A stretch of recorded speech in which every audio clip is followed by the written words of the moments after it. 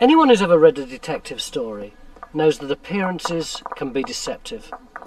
Just over 700 years ago, this innocent piece of land was witness to a brutal murder that changed the course of Scottish history forever. In May 1297, the Sheriff of Lanark, Sir William Heselrigg, was hacked to death here by a young Scottish patriot. His name, William Wallace, or as we've come to know him, Braveheart. Wallace was a legend, a national hero, but I've come here to try to find the man behind the legend.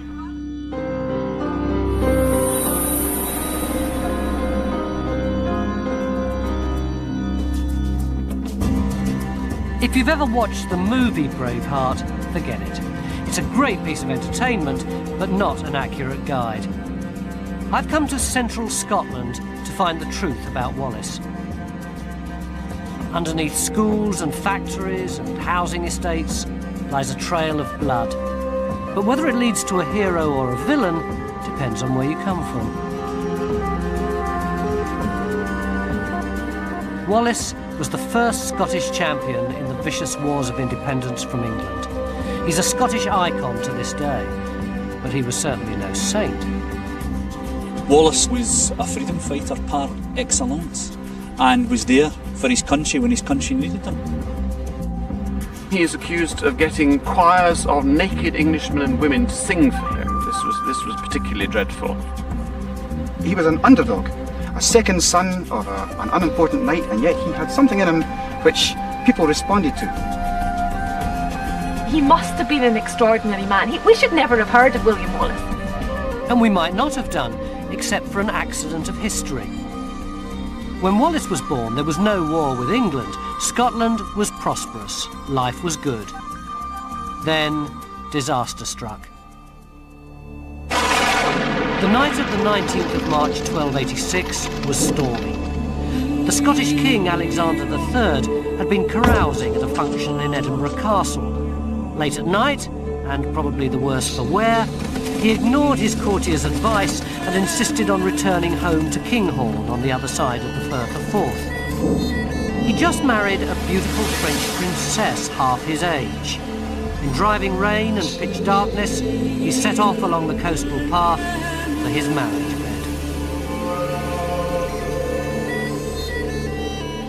But whether it was a midlife crisis or a noble desire to perform his kingly duties, it was the death of him.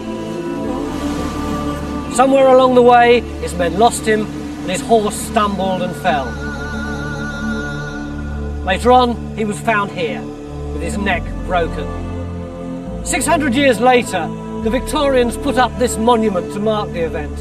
It says, without a hint of irony, that it was erected on the sexcentenary of his death. Seldom has libido proved so costly. When Alexander's only heir also died, Scotland was thrown into crisis. Powerful rival factions took to arms, and the country slid towards civil war. Without a leader, it was going to be chaos. A king is going to have to be chosen. Now, in theory, God chooses kings, but in this case, there's going to have to be some sort of earthly intervention. It couldn't happen within Scotland because that would imply the Scottish nobility are superior to the king. It's got to be a great international figure. And Edward I, Scotland's nearest neighbour, great reputation in Europe, he's the man to do it. They'd asked the wrong man. Edward I was a ruthless expansionist. He'd already annexed Wales and Ireland. The crisis gave him the chance to bring Scotland into his empire. Under the pretext of preventing civil war, Edward took control of Scotland. At Norham Castle, he made the Scottish nobles acknowledge him as their feudal overlord, the medieval equivalent of mafia dons acknowledging a supreme boss. It meant that when John Balliol was named king, he was Edward's puppet. But while the Scottish nobles caved in, the common people remained defiant. Resistance leaders emerged from nowhere. Throughout Scotland, there were spontaneous attacks on the hated occupying forces. It's about this time that tales of a fierce young Scot called William Wallace began to circulate. One typical story has Wallace fishing in a river when suddenly 5 English soldiers turn up and demand his catch. and Wallace says you must be joking, but offers them half anyway. And one of the English soldiers is so furious that a mere jock should give him cheek that he draws his sword and lunges at Wallace. Wallace immediately parries with his fishing pole, snatches the man's sword and lops his head off. Then he kills 2 of the other soldiers before the others escape. Who was this Wallace, everyone was asking? We still don't know what he looked like. These pictures are from much more recent times. The only clues we have to his appearance are the accounts which tell of an arrow scar on his neck and a general agreement that he was enormous, perhaps 6'6" or more. He was also much younger than this, about 26. But where had he come from? Well, a Scottish chronicler called Blind Harry tells us that the de Wallace family, which means they were originally from Wales, settled in Elderslie, just south of Glasgow. On the flimsiest of evidence, the good old Victorians did what they do best and erected a monument. But now archaeology has backed up tradition.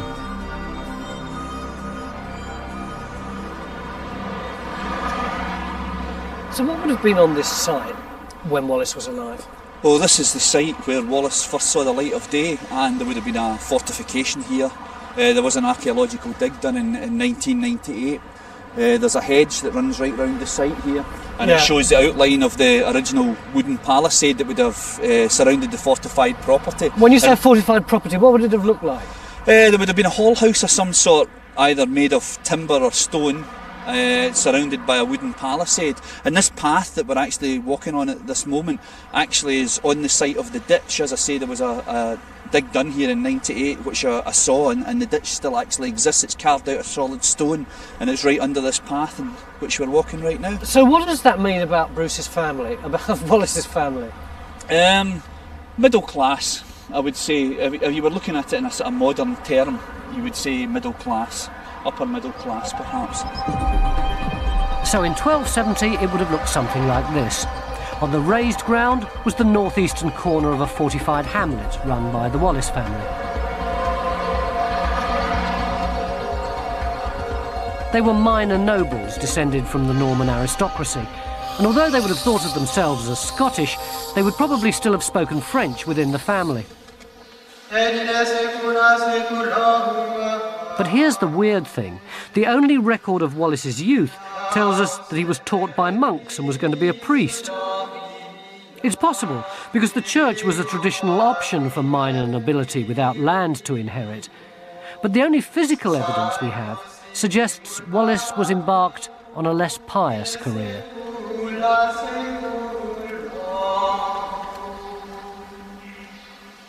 We know from the seal that was discovered a few years ago that has a bow in the middle of it, that Wallace probably saw himself first and foremost as an archer. Now, that probably didn't mean he was a soldier necessarily. It may have been a bit on the poaching side of things, on the hunting of deer. But yeah, he would have had to make his own way. He wouldn't have any lands given to him, and I don't think there's any evidence. In fact, it's pretty clear he didn't have any lands himself, so he's got to make his own way. It's likely then that Wallace was a bit of a tearaway, who came good when history gave him a cause. Once Edward I had his hooks into Scotland, he never gave up. In 1296, after repeated humiliations, his puppet king John Balliol rebelled. The Scots assembled an army and raided northern England. It was just the excuse Edward was looking for. He marched north. This is Berwick-on-Tweed. Today it's in England, of course, but 7 centuries ago it was one of the most important and prosperous towns in Scotland.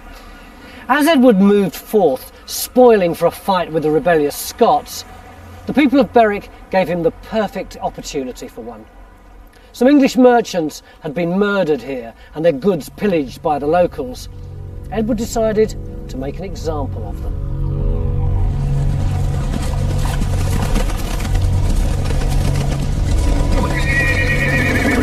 The massacre that followed shocked even the partisan English chroniclers of the time.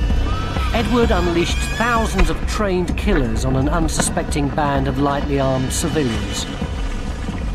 There wasn't much resistance. See that Land Rover over there? Well, just beyond it, there was a building called the Red Tower, and some Belgian merchants holed up there, firing arrows, and they killed Edward's cousin. So eventually, he personally ordered their deaths by having them burnt alive.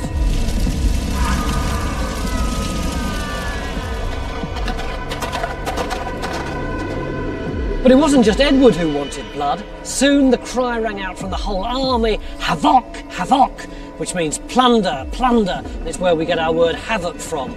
There would have been mayhem. The men would have been automatically killed, the women raped first.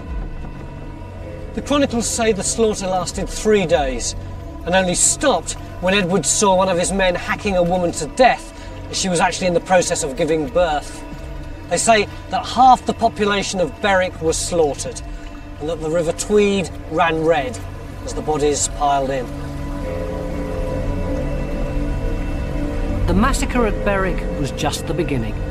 Edward crushed the Scottish army, shut up John Balliol in the Tower of London, and took the Stone of Destiny, the symbol of Scottish kingship, back to Westminster, where it remained for 700 years. It seemed like total capitulation.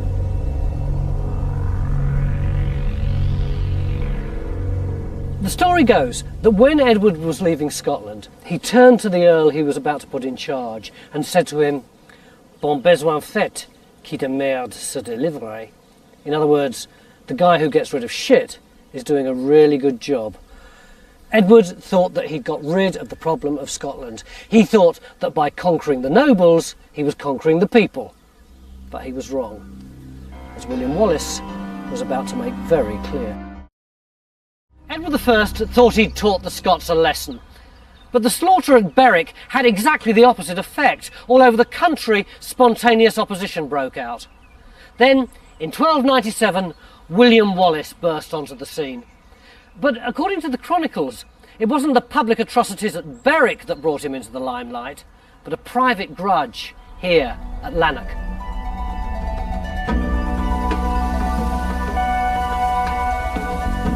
The chronicles tell the story of how Wallace fell in love. He saw a maiden at Mass here in St Kentigern's church and was instantly smitten. She was Marion Braveheart from nearby Lamington.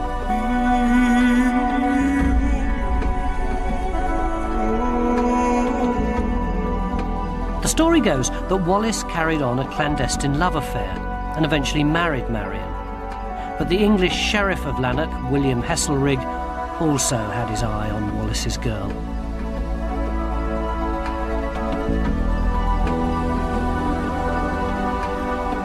When Wallace got into a skirmish with Heselrigg's men, before they could arrest him, Marion helped him escape into the hills. In revenge and full of lustful hate, Heselrigg had Marion killed. Hearing of the slaughter, Wallace returned under cover of darkness to wreak his revenge. There's hardly anything left of Lanark Castle today. Lanark Thistle Bowling Club occupies the site of Heselrigg's stronghold.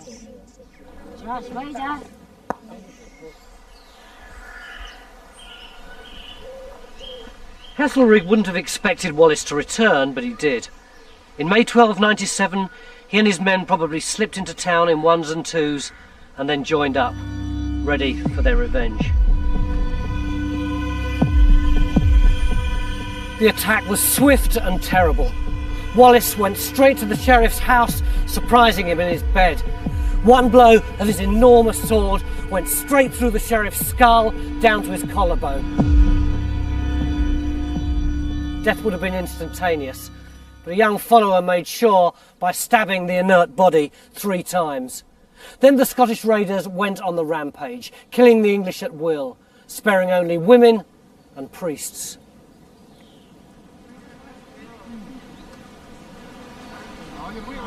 The killing of Heselrigg is the first documented reference we have of Wallace, but the love story may well be fiction. After all, Wallace was an outlaw and the sheriff was the local judge. Maybe Wallace simply killed him to avoid prosecution for some other crime. it could be that he was already beyond the law, that he was a kind of an outlaw. If he'd been poaching, he may even been beyond Scots law, and maybe he was someone on the wrong side of the tracks who sort of made good because war broke out.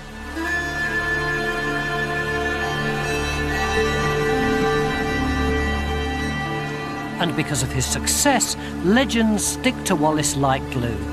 He's an archer and he kills the local sheriff. Now, at that time, stories of other fugitive noblemen like Robin Hood were hugely popular.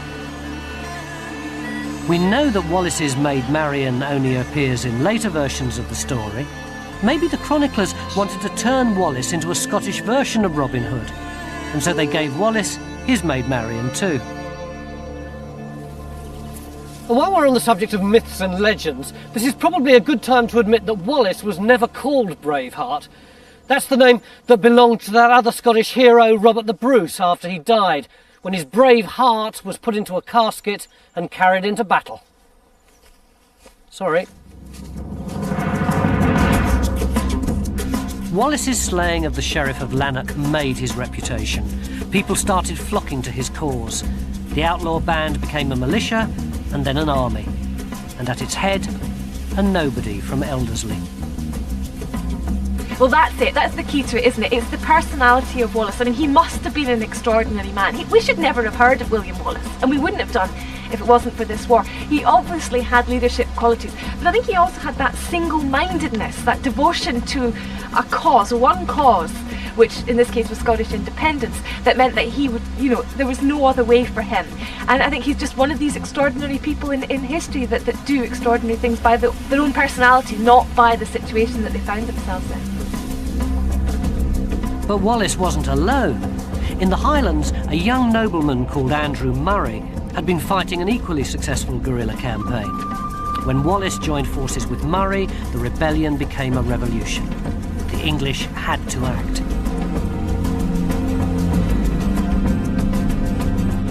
Edward I, who was away fighting in France, ordered a formidable army north to sort out the rebels. Barring their way to the Highlands was the mighty River Forth. Wallace and Murray decided to take the English on at the crossing point. Its name was to echo in history. Stirling Bridge.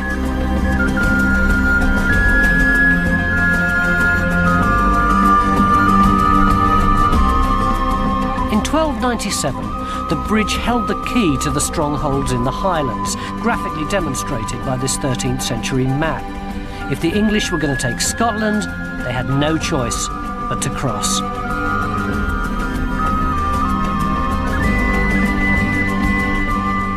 Wallace and Murray decided that a battle at Stirling Bridge was their best chance of defeating the mighty English army. But it wasn't this Stirling Bridge. Amazingly, the exact location of Wallace's greatest triumph was a mystery until recently. Nobody could find the foundations of the original bridge. Find them, and you find the battleground. Then amateur archaeologists decided to test a local tradition that the bridge lay upstream from today's with some homegrown technology. I don't understand how you ever managed to see those pillars under this water. It's pretty murky, isn't it?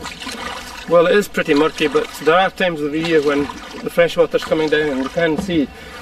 We used an old method that the pearl fishers used, which was to make a bucket out of wood with a glass bottom, and they could see the freshwater mussels on the bed of the river. Sorry, clear.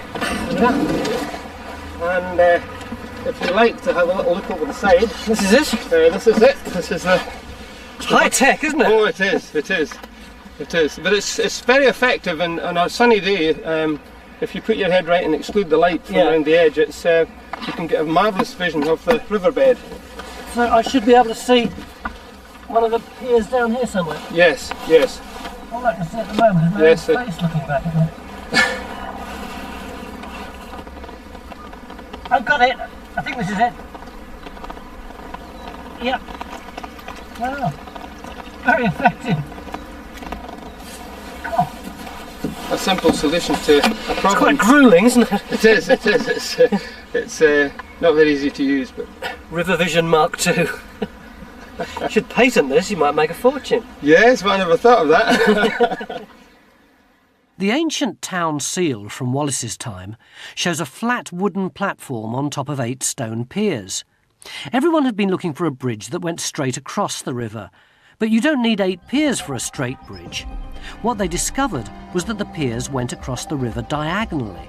No one knows why, but it means that the number of piers fits perfectly for a bridge that looked something like this.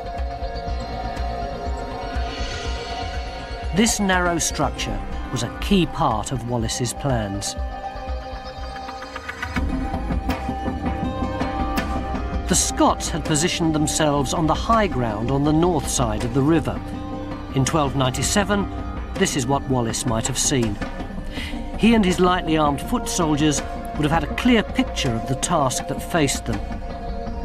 Looking south to the river, they could see the English as they prepared for battle in the shadow of Stirling Castle. Accounts say that the English had brought 1,000 cavalry and 50,000 infantry to face the spears and dirks of the rebels. They outnumbered the Scots by as much as 10 to 1. Wallace's men knew it was make or break. The English army at that time was regarded as the mightiest fighting machine in Christendom. Wallace must have been a dynamic leader to have instilled in his men the belief that they could win. Not just against superior numbers, but against much more superior armaments, horses, weaponry, even money when it comes down to it. And even although they were outnumbered, Wallace used the land of Scotland itself to help. The fourth looped round, leaving an area of boggy ground between the English and the Scots. This was crossed by a single raised causeway that followed the same course as the road does today. The bridge and this narrow road caused a bottleneck. The logistics of getting the sheer numbers onto the field of battle would have made for a scene like the start of the London Marathon. It made some of the English knights nervous, but as the nobles discussed tactics, the tide rose, making the marshland even boggier. Delays and indecision were to prove fatal. 3 times the English started across the bridge, and 3 times they drew back. Dominican friars were sent across to offer Wallace peace terms, but the message came back: "We have not come for peace, but to avenge our country." The upstart was spoiling for a fight, and the English were happy to oblige. Wallace and Murray couldn't believe their luck. The enemy was about to fall into their trap. The narrow bridge could only take 2 horses at a time. As the heavily armoured mounted knights rode off the causeway to form a battle line, the ground became too boggy for an effective charge. The English were probably expecting the Scots to wait till they'd all processed across the bridge and lined up nicely. That was the etiquette of chivalry.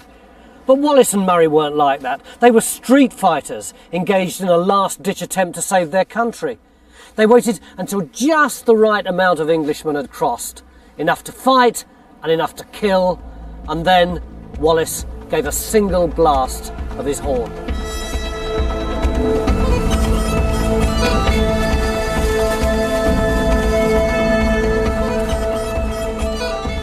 The Scots rushed out from their stronghold on the high ground beyond where that white bungalow is. They attacked on both flanks and they cut off the English retreat back to the bridge.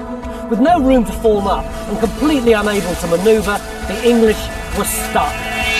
The Scots slashed at the hamstrings of their horses and stabbed at their underbellies, and as the horses fell, the English were dead meat. It was carnage.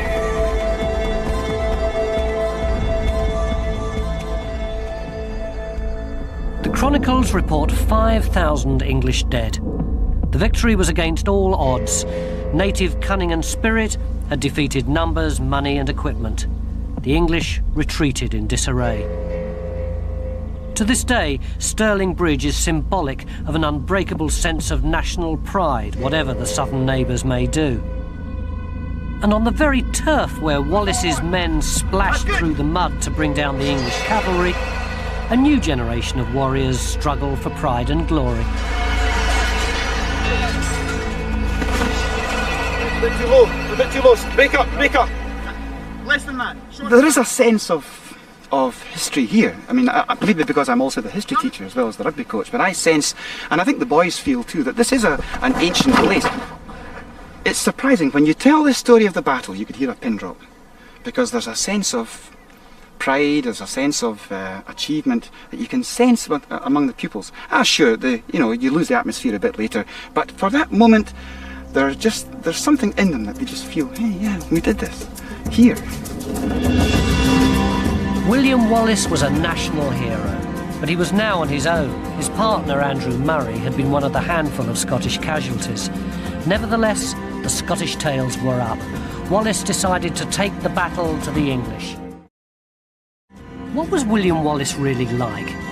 Well, to the Scots, he was the hero of Stirling Bridge, the 27-year-old victor of the hated English. With his partner, Andrew Murray, dead, Wallace got all the glory.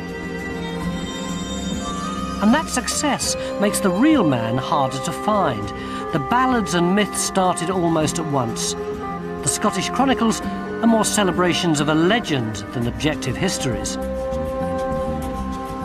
I think there are various reasons why Wallace is a legend. Wallace represents Scottish national resistance in a most extraordinary way. I mean, this was a man who absolutely turned the tide. The English seem to have dealt with Scotland in 1296. The Scottish nobility had capitulated. John Balliol, the king, had miserably abdicated.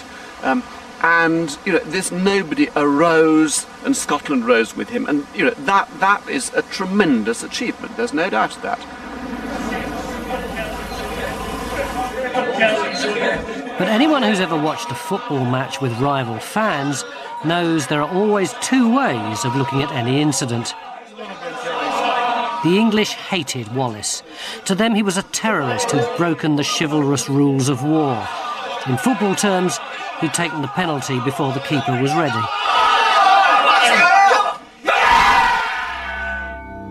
And what happened next seems to confirm that Wallace had a much darker side. Buoyed with his success at Stirling, Wallace swept into northern England. It was time for the Scots to vent their fury. The English chronicles are full of stories of Wallace's savagery. He put monasteries to the torch and laughed as monks were drowned in front of him. He slaughtered women and burnt schools with the school children inside. Rape, torture and atrocity marked his progress through the borders. He shocked an age hardened to brutality. The stories evoke contemporary parallels. The English accused Wallace quite explicitly of effectively ethnic cleansing, that his intention was to get rid of everyone that spoke English from the north of England. Even the Scottish chronicles realised there was a problem. They said he tried to prevent the excesses of his men, defending priests at the altar. On the other hand, they made no bones about his hatred of all the English. So was Wallace a national hero or a war criminal? The National Wallace Monument is the great Victorian expression of his legendary status. It dominates the landscape of Wallace's great triumph at Stirling. Braveheart fans and Scots from all over the world, including the South Florida branch of the Stuart clan, come to pay homage. But even here there's a grim recognition that there was little room for compromise in medieval warfare. And the said Provenance executioners would then put this through the back or the front of the head. And that is your cranial spike. If you knew Wallace as a person, he probably wasn't the sort of guy you would like to get on the wrong side of. He was probably terrifying. There was probably an awful lot of people in Scotland that were either feared him or hated him at the time. We see him as a national hero and we see him differently. But Wallace's one major inherent strength was he killed Englishmen wherever and whenever he found them. That was his job, and that's what he did. Not to be confused with your dispatching dagger, which has two sharp edges, one to the left and one to the right. Essentially, Wallace was a man of his day. Putting the mortally wounded out of their misery by impinging... There's no doubt that he was a very bloody, violent man, living in a violent age. And he stood no nonsense at all from enemies and butchered them as soon as look at them. But at the same time, here's a man that was a leader. He was an underdog, a second son of an unimportant knight, and yet he had something in him which people responded to. And he led them, he had a vision, he was true to his king, he was fighting for John Balliol, he had loyalty, he had a sense of purpose, a sense of achievement, he had a brain that could think of strategy. No, I think there are many good aspects of Wallace's personality and character which you can focus on, but we try to sort of say that those days are gone now when we want to slaughter the English. On his return from his campaign of terror along the English borders, Wallace was knighted, possibly by Robert the Bruce. Then Sir William Wallace was made Guardian of Scotland. In the absence of the king, he'd been given absolute power. Wallace knew the English weren't beaten. He began preparations at once for the defence of the realm. He put a gibbet in every major town to deal with backsliders. Another sign of his ruthlessness, perhaps, or just a desperate recognition of the scale of the expected English response. Pretty soon the king realised that if he wanted a job done properly, he was going to have to do it himself. Next time Wallace met the English army, it would be led by King Edward. The English wouldn't be fooled by another surprise attack, so to prepare for a clash with the heavily armoured English cavalry, Wallace invented a battlefield tactic called the schiltrom. The outnumbered ranks of infantry would form an enormous circle of spears, so that the charging knights would be met by a deadly giant hedgehog. As a massive English army advanced from the south, Wallace retreated, burning fields and crops as he went. His plan was to use a scorched earth policy to break the English lines of supply. It nearly worked.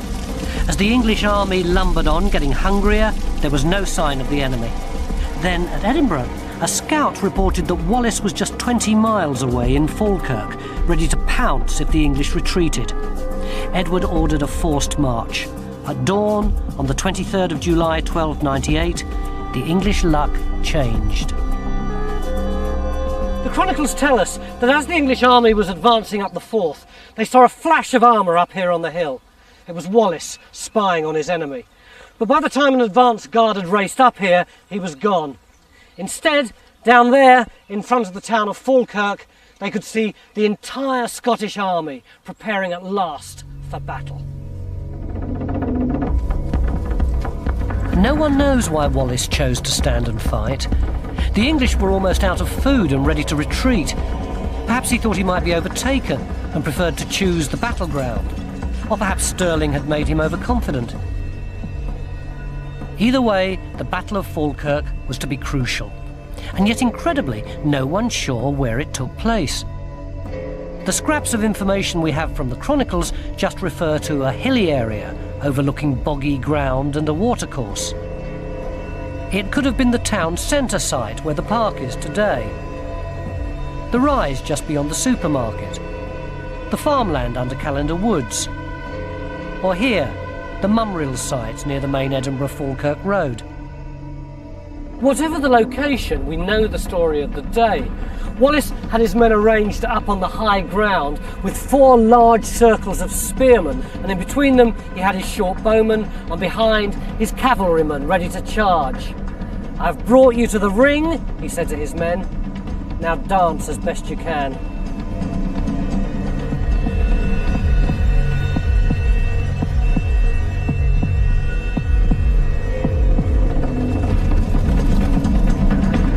The English sent wave after wave of cavalry across the boggy ground, up the slope and onto the waiting Scottish spears. But then 2 things happened that changed the course of the day and the future of Wallace's reputation. Firstly, the Scots nobility who made up their cavalry suddenly upped and left, and secondly, the English brought on their new secret weapon, the longbow.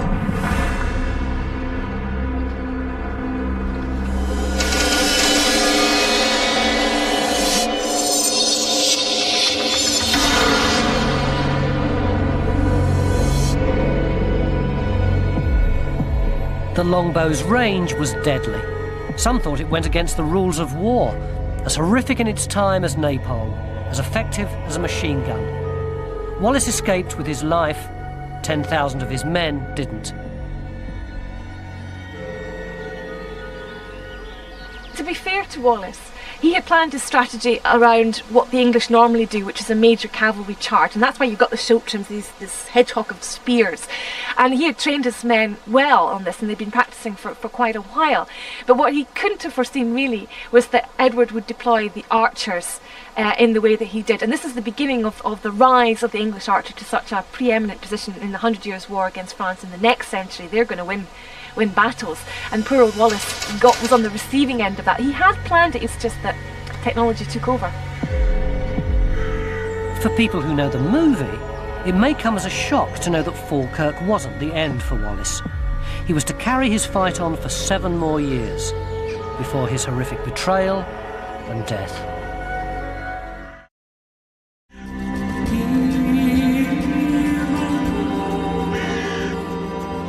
Falkirk was annihilation. Wallace escaped with his life, but a reputation in tatters.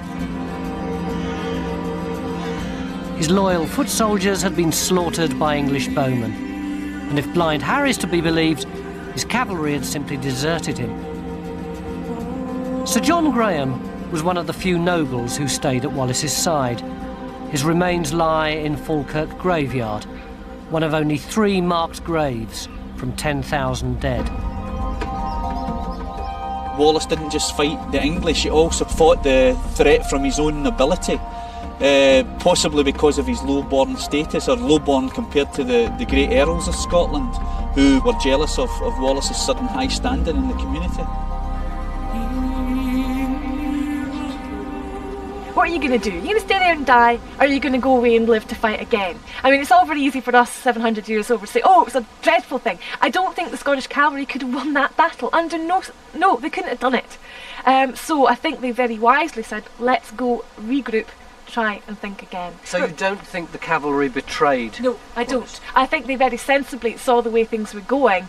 I mean, there's nothing they could have done. What are they going to do? Ride down that hill into the cavalry and be completely massacred? We've got to remember Wallace himself survived the Battle of Falkirk, unlike a lot of the men in his schultrums. Demoted from his role as Guardian of Scotland and with his troops decimated, it seems Wallace returned to the land he knew best, hiding out in the forests of Selkirk while he regrouped. Edward I had battered the Scots into military submission. When Wallace re-emerges, it isn't as a soldier, but as a diplomat. While he was Guardian, Wallace had been used to playing on the international stage. While so much else has been lost, incredibly, we have one of Wallace's own letters. He was writing to the merchants of Lubeck in Germany, basically saying that Scotland was open for business. Now, in the wake of military disaster, it seems Wallace took the political initiative against the hated Edward. Another letter, which has since been lost, shows that Wallace made journeys to the King of France and to the Pope to try and win political support. It was the equivalent of an appeal to the United Nations at the time. It was a unilateral action, not backed by the nobles, who were trying to appease Edward while they consolidated their position. So do you think that in his later years, Wallace would have been a bit of a political loose cannon, like Edward Heath or Arthur Scargill? I think loose cannon is exactly the way to describe Wallace. Although he does, when he comes back from the continent in 1303, he does join with the rest of the Scottish nobility. He's one of the leaders of the Scottish army, and that's quite interesting. He's one of many. But when the Scots decide, when John Comyn of Badenoch is the sole guardian at that period, that Scotland has had enough, that perhaps they should submit to Edward, whether they thought this was only a temporary measure or not, Wallace would not submit. He's not the only one, but he's the main one. And I think most of the Scottish nobility and the Scottish people, it's not just the nobility, a lot of the Scottish people had had enough as well. They would have thought, oh, shut up. But Wallace wouldn't shut up. He fought on in the way he knew best, as an outlaw. While everyone else, including Robert the Bruce, went with the flow, Wallace kept one step ahead of the law. he went straight to the top of Edward's most wanted list.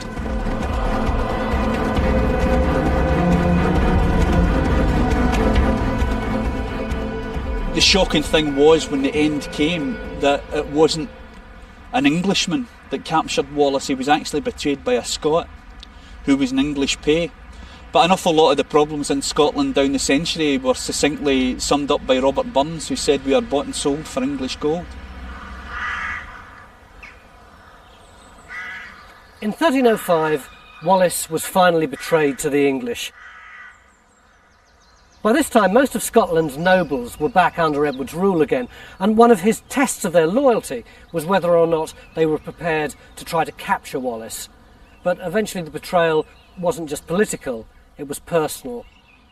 The man chosen to close the trap round him was Sir John Menteith, a particular friend of Wallace's, who was godfather to his 2 children. They surprised Wallace here at Rob Royston, just outside Glasgow. There was a struggle. Eventually Wallace was subdued and dragged south of the border to avoid any possibility of rescue.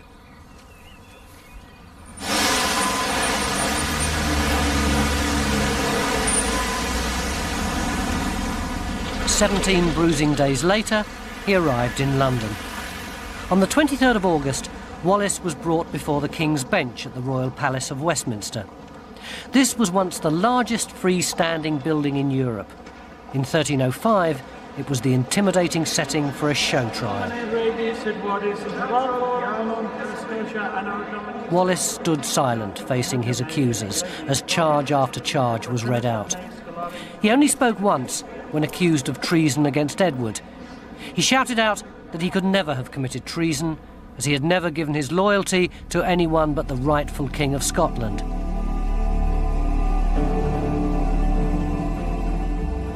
But in the end, the odds were stacked against Wallace. The trial was more about humiliation than justice. As he stood on this spot, the sentence for treason was declared.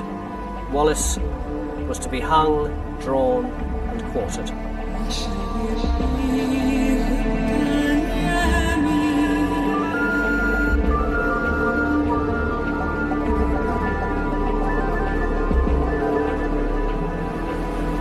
Stripped naked, and with his feet tied to the tails of 2 horses, he was dragged through the city of London. His head banged against the cobbles, the London crowd pelted him with filth. Miraculously, when he arrived here, he was still conscious. In those days, this was known as Smoothfield. It was just outside the city walls. Today, we know it as Smithfield, the site of the famous London meat market.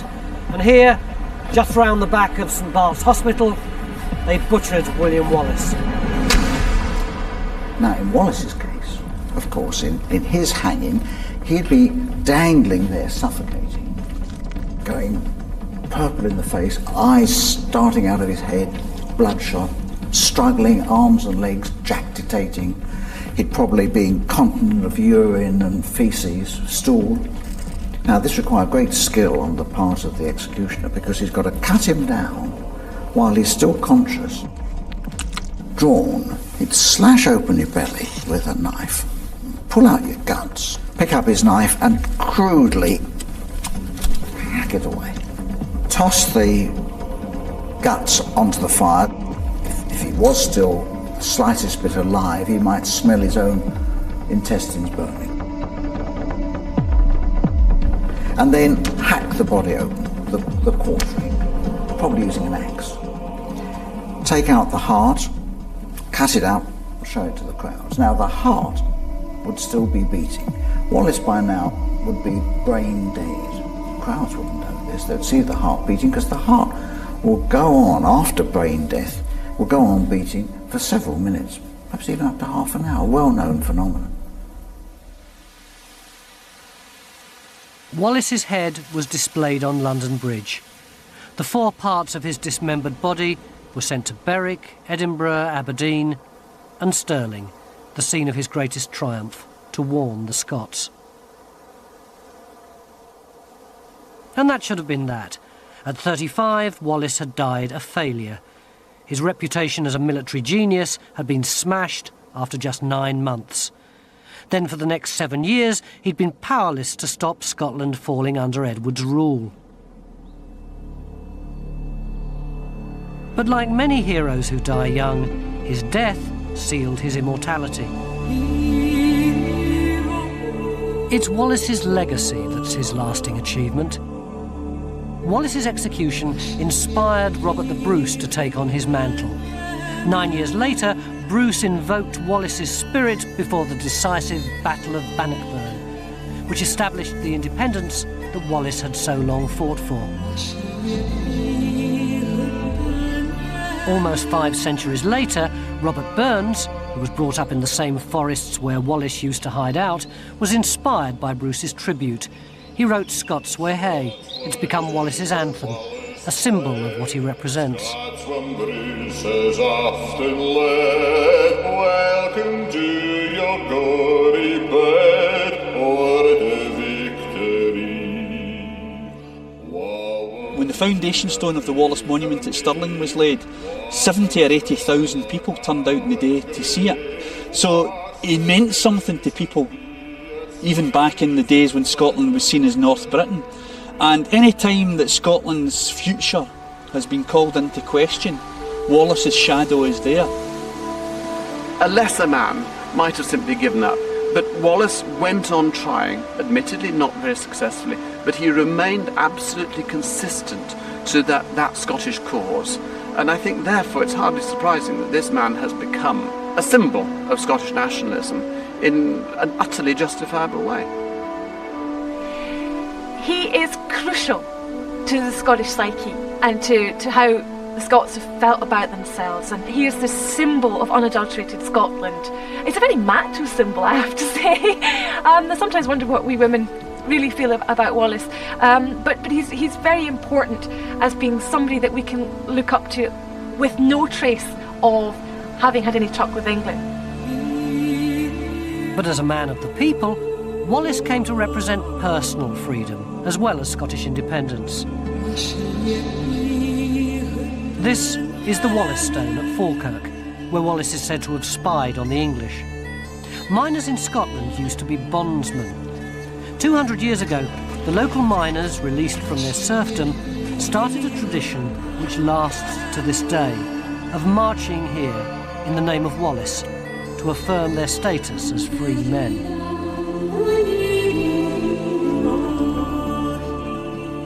I came to Scotland in search of a national hero, but the man I found was much more complex and ambiguous than the well-known legendary character with his deeds of daring do. Of course, Wallace was a man of his time. He was a brutal man in a brutal age. But his absolute insistence that no man or group should be able to dominate any other against their wishes makes him, for me, not just a Scottish hero, but a universal one.